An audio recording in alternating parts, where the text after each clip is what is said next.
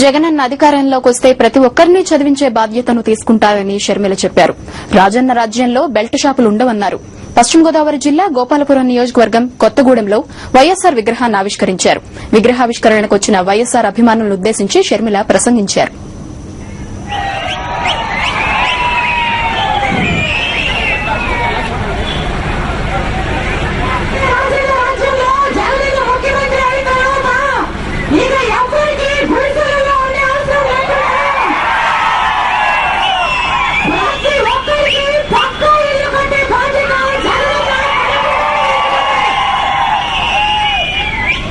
రాబోయే రాజుల రాజ్యంలో జగనన్న ముఖ్యమంత్రి అయిన తర్వాత ఈసారి మన గ్రామాలలో బెల్ట్ షాపులు ఉండవు.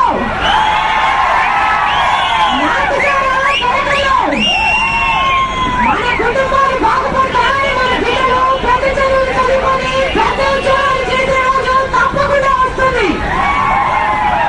మీరందరూ జగనన్న ఆశీర్వదించిన రోజున ఆ రోజు తప్పకుండా. పేదలు, బడుగు, బలహీన వర్గాలకు వైఎస్సార్ చేసిన సేవలు ఎవరూ చేయలేదన్నారు వైఎస్సార్ కాంగ్రెస్ పార్టీ నేతలు. వైఎస్సార్ పథకాలు తెలుగు ప్రజల గుండెల్లో నిలిచిపోయాయన్నారు. ప్రభుత్వంపై తమ వ్యతిరేకతను తెలియజేయడానికే ప్రజలు పెద్ద ఎత్తున షర్మిల అడుగులు అడుగేస్తున్నారని తెలిపారు.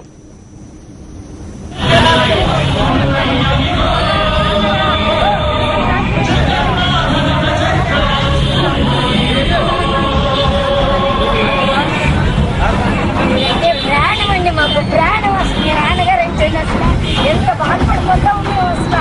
ఆయన ఏం చేస్తారని మా నాన్న కంపల్సరిగా మీరే వస్తారు.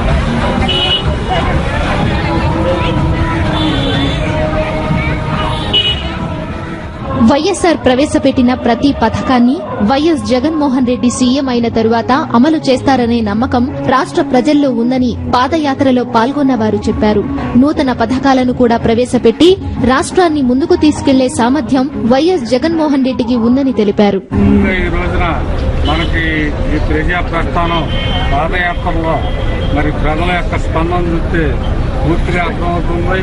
175% మంది ప్రజలు మరి ఈ రోజున వైఎస్ఆర్ పార్టీలో ఉండి జగన్ గారికి పూర్తి మద్దతు ఇవ్వటం జరుగుతుందనేది మనకు స్పష్టంగా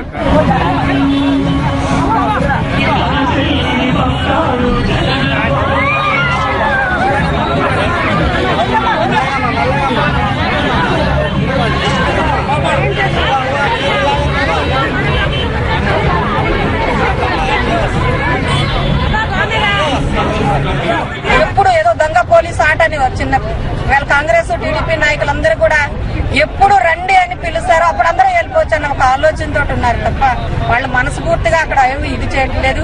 ఒక్క విషయం అయితే ఆంధ్రప్రదేశ్ మహిళా లోకమంతా కూడా గొంతెత్తి అరిసేది ఏంటంటే జగన్ బాబు ఏమన్నా జేడీ లక్ష్మీనారాయణకి ఇల్లారకం అల్లుడా, ఎంతకాలం ఉంచుకుంటాడో జైల్లో జేడీ లక్ష్మీనారాయణ. ఒకసారి సీటు కాక ఒకసారి సీటు ఒకటి అలా ఎన్ని పెట్టుకుని వస్తాడు. అదేం ఇల్లారకం అల్లుడు కాదు. ఇల్లారకం వచ్చి అతని ఆశలేమీ దోసలేదే.